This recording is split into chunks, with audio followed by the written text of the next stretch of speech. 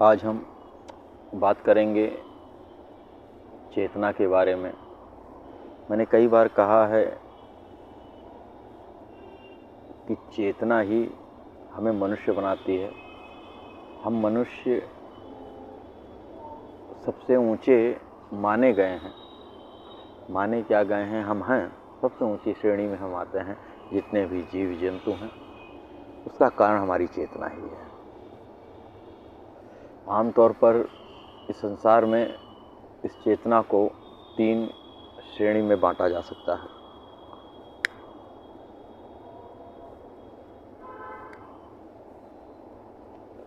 साधारण चेतना,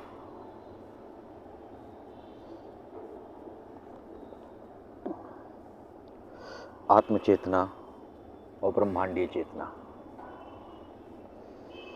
साधारण चेतना चेतना का वह स्तर है जो जड़ पदार्थों से ज़्यादा हो और मनुष्यों से कम हो।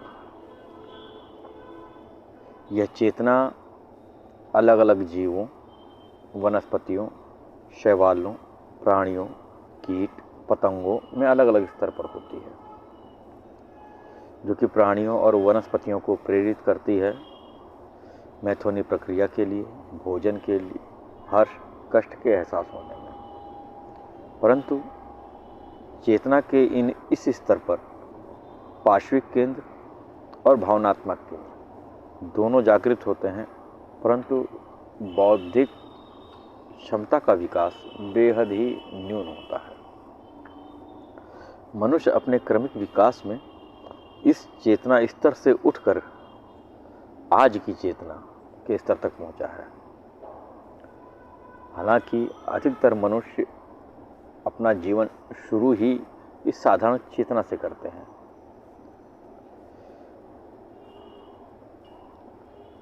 साधारण चेतना के इस अंतिम पड़ाव तक पहुंचने के लिए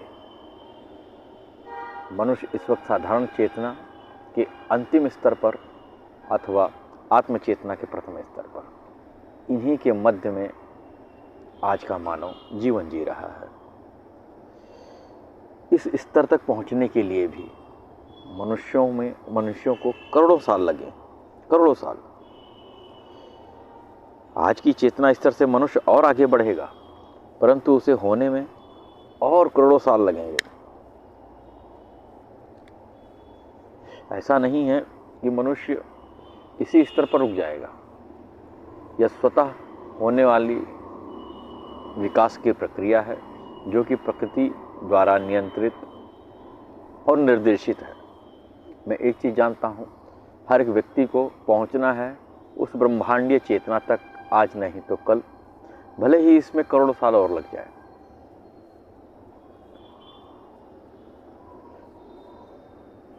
इस तरीके से उसे अपने अंतिम लक्ष्य तक पहुंचने में भी और करोड़ों वर्ष लगेंगे कि मानव की प्रजाति आत्मचेतना के स्तर से उठ करके ब्रह्मांडीय चेतना के स्तर पर पहुंच जाए।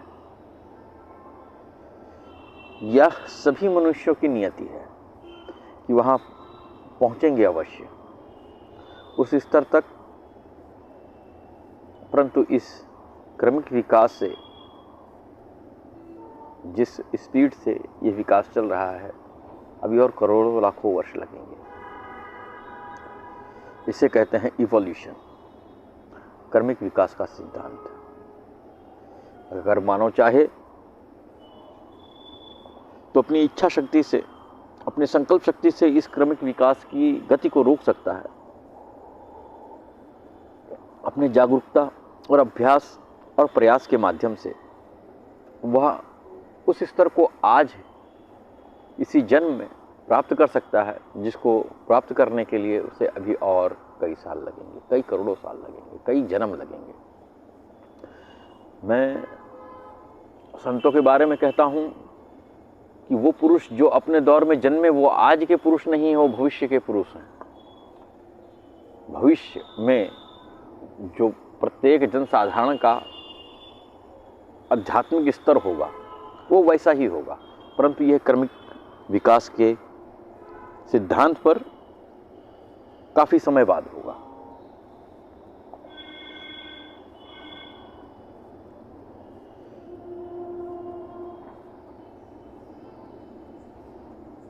अगर मनुष्य चाहे तो इसी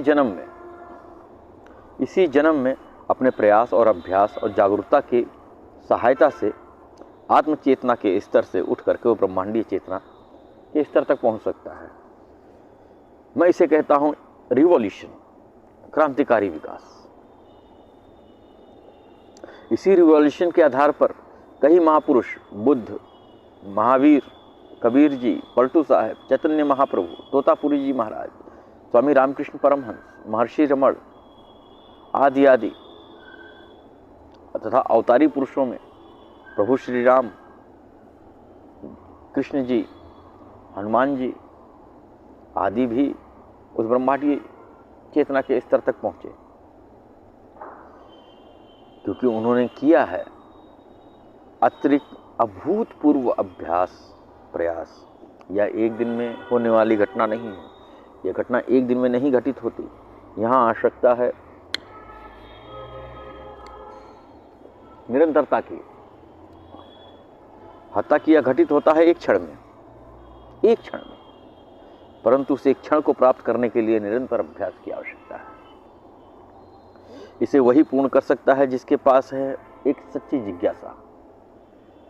यदि व्यक्ति के पास सच्ची जिज्ञासा नहीं है तो वह इस स्तर तक कभी नहीं पहुंच सकता, क्योंकि सच्ची जिज्ञासा ही मनुष्य को वो ऊर्जा प्रदान करती है, वो क्षमता प्रदान करती है जिससे वह निरंतर अभ्यास में लगा रहता है। यही इसकी प्राथमिक शर्त अथवा मांग है। दूसरी चेतना आती है आत्मचेतना। साधारण चेतना से ऊपर उठकर जब मनुष्य तर्क, विचार, ज्ञान और सोचने की क्षमता का आनंद लेने लगता है, जब उसमें तर्क करने की क्षमता, विचार करने की क्षमता, सोचने की क्षमता एक अभूतपूर्व स्तर तक पहुंच जाती है, तब यह चेतना आत्मचेतना कहलाती है। अथवा हम ये कह सकते हैं कि साधारण चेतना का आत्मचेतना के रूप में रूपांतरण के फलस्वरूप प्राणियों में तर्क, विचार, चिंतन, सोच, भावना, दया, प्रेम, त्याग आदि शुभ गुणों का उद्भव जन्म हो जाता है। तब ही इसे प्राणी से मनुष्य कहा जाता है। एक मनुष्य पैदा तो प्राणी मात्र होता है,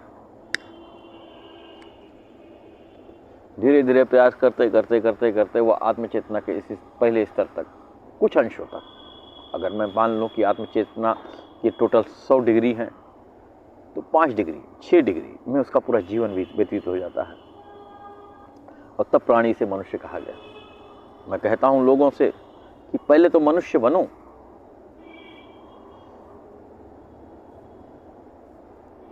बढ़ती चेतना के साथ मानवों में बौद्धिक क्षमता का विकास हुआ। इस तरह से वह और शुद्ध और नियमबद्ध कर पाया अपनी भावना और पार्श्विक केंद्र को, और विकास हुआ उसमें मानवीय मूल्यों का। परंतु यह क्षमता अभी भी बहुत कम है। यह अपने शुरुआती चरण में है, जो पार्श्विक बल और भावनात्मक बल से बहुत कम है। इसका विकास होना आवश्यक है। अपने चेतना स्तर से ऊंचा उठने के लिए आत्मचेतना मनुष्यों में होती है बहुत ही सूक्ष्म स्तर पर। अधिकतर मनुष्य इसे समझ ही नहीं पाते कि मनुष्य होता क्या है। वह साधारण चेतना के स्तर पर ही व्यवहार करता रहता है, एक पशु के समान, परंतु उसके पास संभावना है कि उठे, संकल्प करे और उठाए अपनी साधारण चेतना को आत्मचेतना के स्तर पर, और उससे भी आगे पहुंचे ब्रह्मांडीय चेतना के स्तर पर, और स्पर्श करे उस ऊंचाई को जो ऊंचाई उसके लिए नियत की गई है। और यही संभावना मनुष्य को अन्य प्राणियों से श्रेष्ठ बनाती है।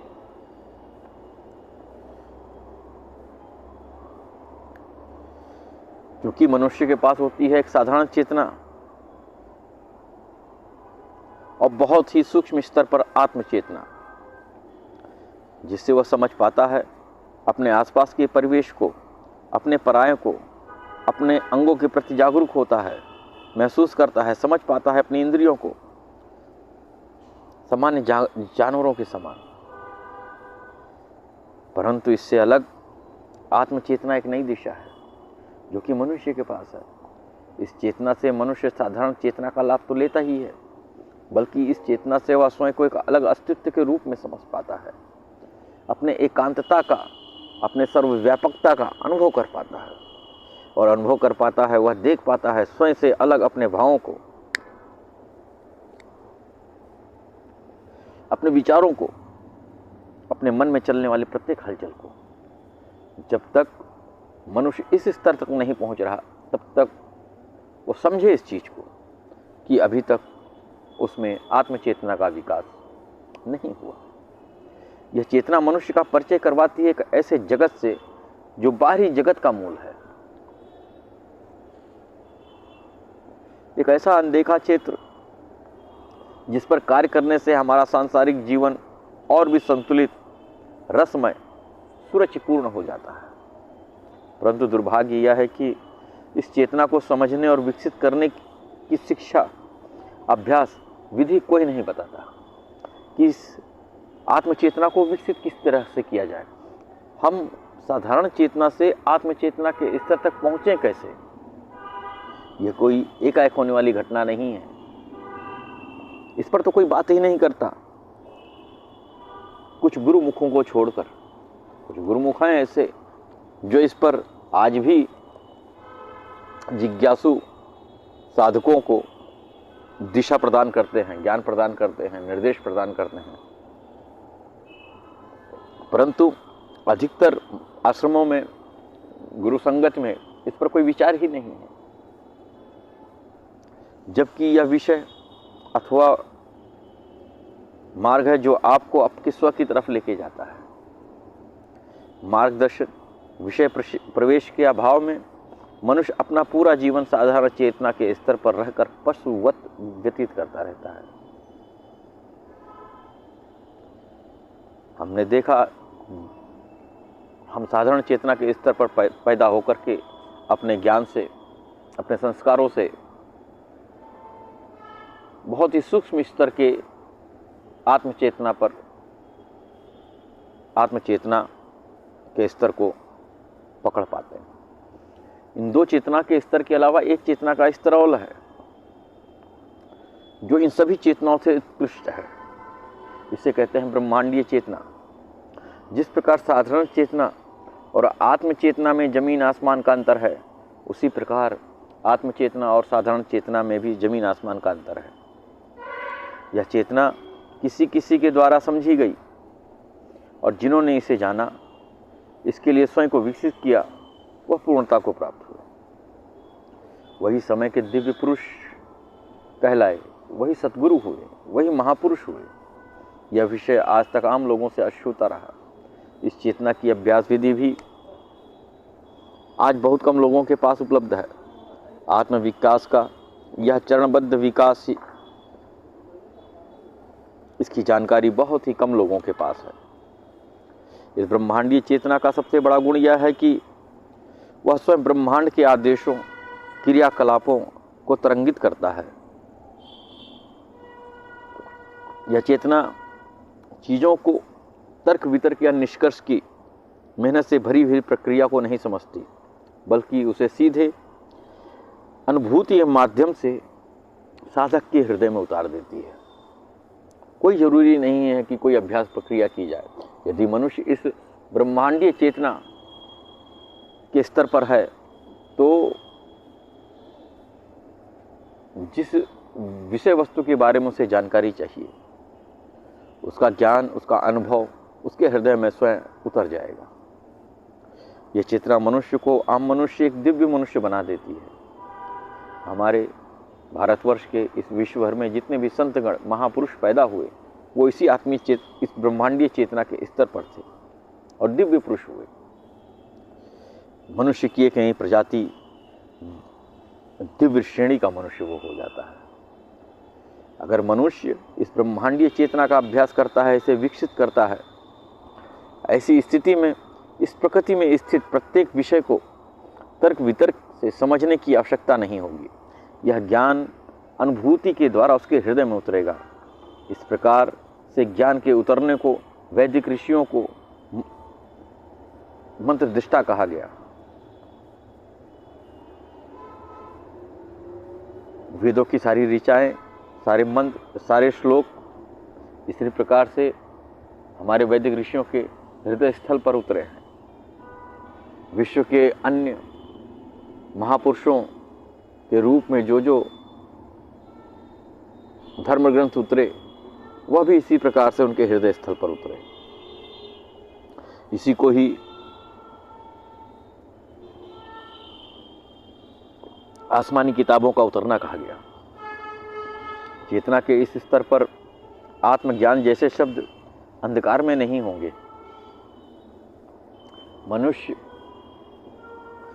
इनको भी ठीक इस तरह से देख समझ सकेगा जैसे वह अपने भौतिक शरीर को देखता और समझता है। परंपरागत धार्मिक दृष्टिकोण की जगह आध्यात्मिक दृष्टिकोण मनुष्य के जीवन पर हावी रहेगा। सभी निर्जीव परंपराएं हट जाएंगी, स्वतः हट जाएंगी, सारे भेद समाप्त हो जाएंगे।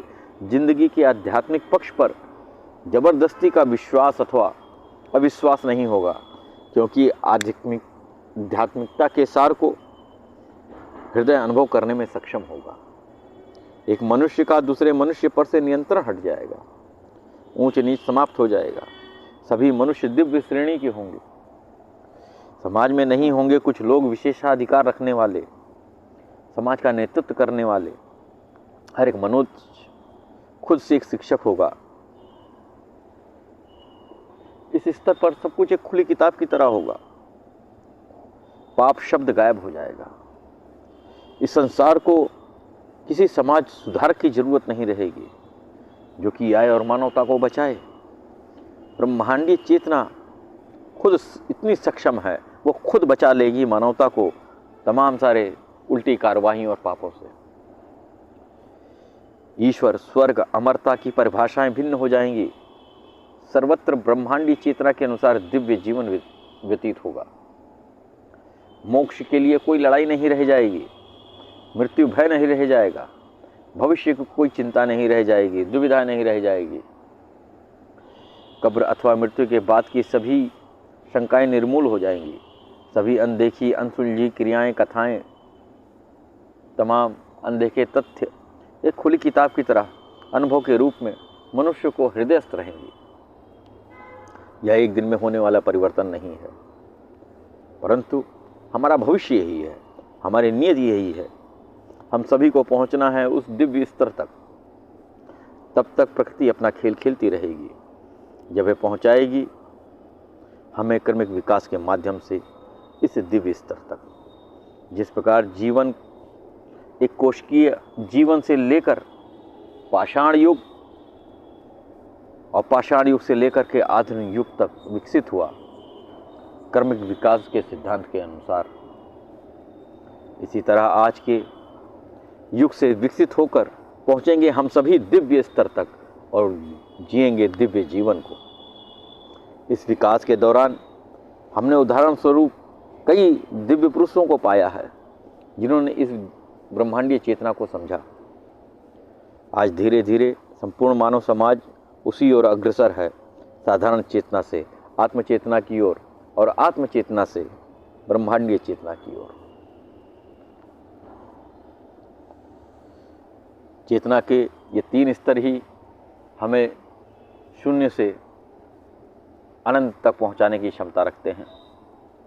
हमें चाहिए कि हम उस विधि को समझें कि किस तरीके से हम एक साधारण चेतना से उठ कर करके आत्मचेतना और आत्मचेतना से उठ कर करके ब्रह्मांडीय चेतना को प्राप्त कर पाएंगे और बनाएंगे अपने इस पृथ्वी को, अपने समाज को एक दिव्य संसार के रूप में, जिसमें हम रह सकें दिव्यता के साथ, भव्यता के साथ, बगैर किसी गंदी मानसिकता, भ्रमपूर्ण मानसिकता